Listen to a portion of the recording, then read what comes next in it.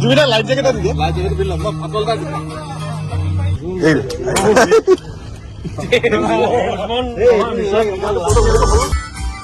জুবিনাক লগত লৈ যা জুবিনাক লগত লৈ যা পাৰিব নোৱাৰে বে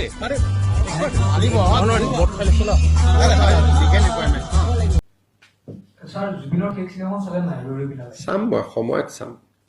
তাত এটা আপোনালোকক মই অলপ কথাটো বুজাই দিছো জুবিনক ডক্টৰে হাক দিছিল সাগৰত যাব আৰু মই শুনা পাইছো সেই চিনেমাখন সাগৰক লৈ সেইকাৰণে মই যোৱা নাই শেষত মই যাম জানুৱাৰীত কিন্তু মোৰ কথাটো আছিল যে জীৱিত কালত জুবিন গাৰ্গক ডক্টৰে হাক দিছিল যে সাগৰত নাযাব সেইখন চিনেমা চালেইতো মই বাহিৰত আহি প্ৰশ্ন সুধিব লাগিব যে সাগৰত কেনেকৈ জুবিন গ'ল সেইকাৰণে মই লাষ্টত এদিন ধুনীয়াকৈ চাম কিন্তু চিনেমাখনৰ যদি আপোনালোকে দৃশ্যপট দেখে আগতে মই কথাটো কোৱা নাছিলো কাৰণ চিনেমাখন ভাল কৰি চলক বুলি কিন্তু চিনেমাখনৰ শ্বুটিং সাগৰত হৈছিল আৰু নেম কেয়াৰ হস্পিটালত জুবিনক ক্লিয়াৰলি ইনষ্ট্ৰাকচন দিয়া হৈছিল যে জুবিন সাগৰ আৰু জুইৰ কাষত যাব নোৱাৰে গতিকে আপোনালোকেও এই প্ৰশ্নটো কতো কৰা মই দেখা নাই যে কেনেকৈ জুবিন সাগৰত গ'ল সিদিনাখন চিনেমাখনৰ প্ৰযোজক মোৰ তাত আহোঁতে মই এটা সুধিছিলোঁ যে শ্ৰীলংকাত আপোনালোকে জুবিনক কেনেকৈ সাগৰত লৈ গ'ল কাৰণ মই দেখা নাই চিনেমাখন কিন্তু সাগৰক লৈ হৈছে নে নাই গতিকে মুখ্যমন্ত্ৰী এজনে চোৱাৰ পিছততো কথাটো ফাইলত লিখিব লাগিব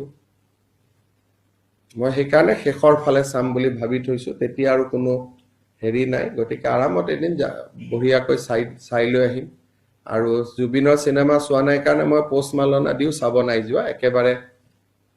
লাষ্টত যাম গোটেইখিনি কৰি কিন্তু এই কথাটো মোৰ মনত কুটকুটাই থাকে মই এনে নকওঁ বুলি ভাবো কিন্তু তথাপিতো কুটকুটাই আছিল কাৰণে ওলাই গ'ল যে ইমান ডক্টৰে হাক দিয়াৰ পিছতো এইকাৰণে যে মই যোৱাবাৰ কৈছিলোঁ এটা ইণ্টাৰভিউত যে জুবিনৰ ইনকুৱাৰী পিছত আৰু এটা ইনকুৱাৰী হ'ব নেগলেক্টৰ ওপৰত কাৰণ ক্লিয়াৰলি লিখি দিয়া আছিল চাৰ্টিফিকেট আছে